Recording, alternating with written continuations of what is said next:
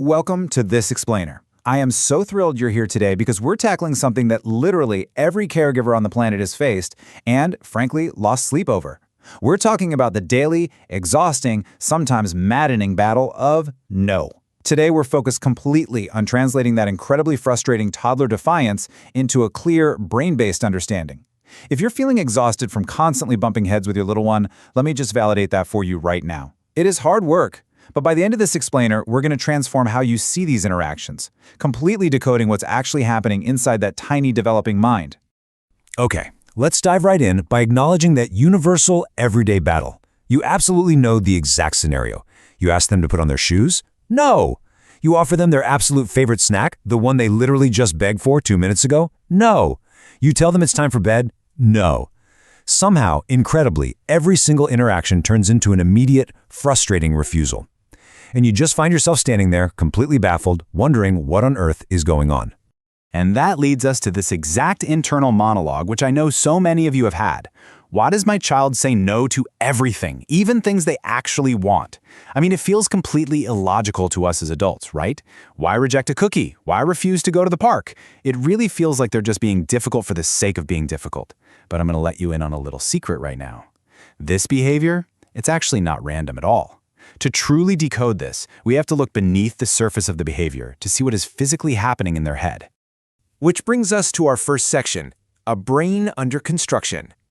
We really need to step away from viewing this as a character flaw or some kind of deliberate stubbornness, and instead look at the biological root cause here. What's really interesting is this critical biological imbalance.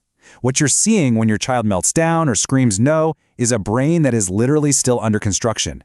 The part of their brain responsible for logic, self-control, and rational decision-making, it just isn't fully developed yet. But the emotional center? Oh, that part is highly active and firing on all cylinders. So their big, fast emotions, frustration, excitement, overwhelm, all of it hits them fast and it hits them big.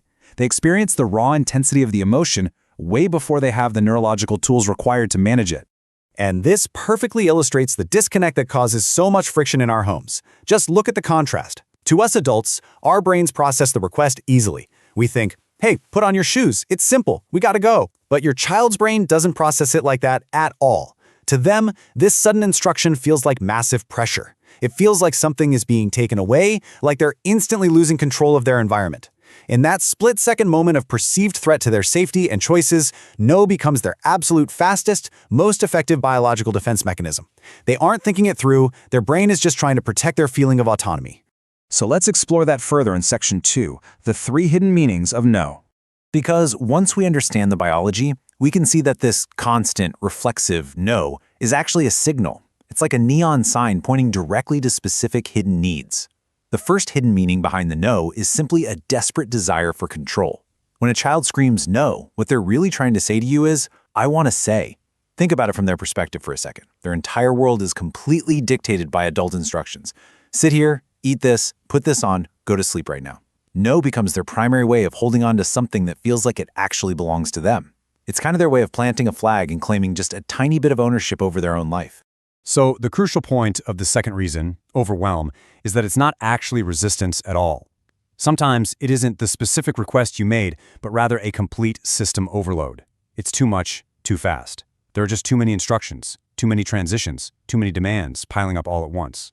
And look, your child doesn't have the vocabulary to say, excuse me, I'm feeling a bit overstimulated by the current pace of events, right?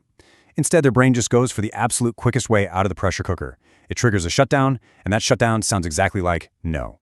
Then there's the third, and honestly often the most missed reason, a bid for connection.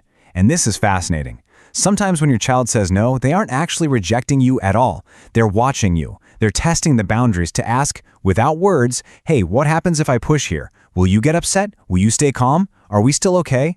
For a child, a true sense of safety doesn't come from rigid rules. It comes from how you, their caretaker, respond when things go completely off the rails. They act out to make sure you'll still be their steady anchor. Now that brings us to Section 3, common parenting traps. Now that we've got a solid grasp on what's happening inside the brain, we've got to examine where we, as well-intentioned caregivers, get stuck and accidentally make the situation worse. Let's walk through these common mistakes. The first is pushing harder. We say, just do it, I've told you already. And boom, this instantly creates a power struggle. You try to force them to listen, they try to hold on to control, and their brain just pushes back because it feels like it's losing. Another trap is taking it personally, feeling like your child is being deliberately disrespectful or trying to be difficult on purpose.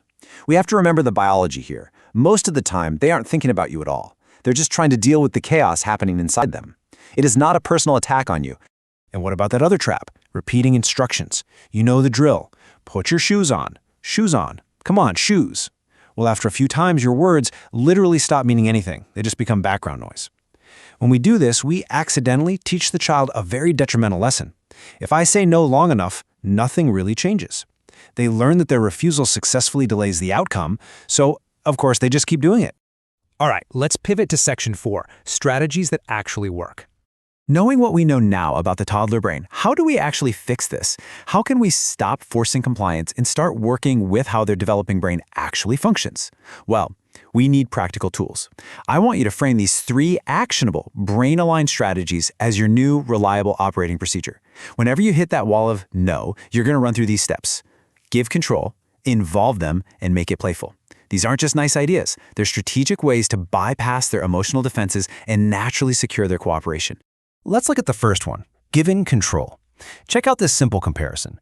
Dictating sounds like, put your shoes on. We know that instantly triggers their defense mechanism. But look what happens when we shift to giving control. Hey, do you want the red shoes or the blue ones? It's a tiny, almost invisible shift in language, but it achieves the exact same outcome. The shoes get put on. The difference is that now it feels like their choice. It empowers them, completely diffusing the pressure that causes the no in the first place. Moving to the next strategies, involving them and making it playful. Play is literally the natural language of children. So instead of battling, invite collaboration. Just asking, can you help me with this, suddenly changes the dynamic. It's not you versus them anymore, it's both of you on the same side. And inject playfulness. Race to see who can put their shoes on faster. Pretend to brush sugar bugs off their teeth. When you turn what used to feel like intense pressure into a fun, engaging game, it's amazing how fast the resistance simply melts away. Which brings us to our final section, Section 5, the ultimate tool, you. We've covered the brain, the hidden meanings, and the daily strategies. But we are now building up to the real climax of this explainer. Because all those strategies are great, but there is one single factor that matters more than absolutely anything else when navigating a child's defiance. You. Specifically, your tone. Calm is contagious. Your child doesn't just react to your words. They react intensely to how you say them. If you sound frustrated and tense, they feel that tension and they push back harder. But when you stay steady, something incredible shifts. Because calm is contagious, bringing your own calm into the moment doesn't just change their immediate behavior. You're actually modeling and helping their developing brain learn exactly how to handle and regulate those massive, scary emotions. And this perfectly summarizes our core message today.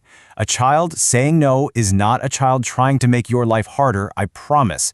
They're simply a child learning that they have a voice, that they can make choices, and that they are their own distinct person. Behind that frustrating no is a little human who desperately needs you to act as their steady, safe guide during their internal emotional storms, rather than just another force trying to control them. So, I want to leave you with this final, provocative thought to take with you. The next time you face that inevitable battle, the next time you hear that sharp no, just pause for a second, take a breath, ask yourself, will you react blindly to the defiance, or will you use what you've learned today to guide the child behind the no? You've got the tools now to reframe your entire approach. Thank you so much for joining me on this explainer, and hey, here's to finding a little more calm and a whole lot more understanding in those tough moments.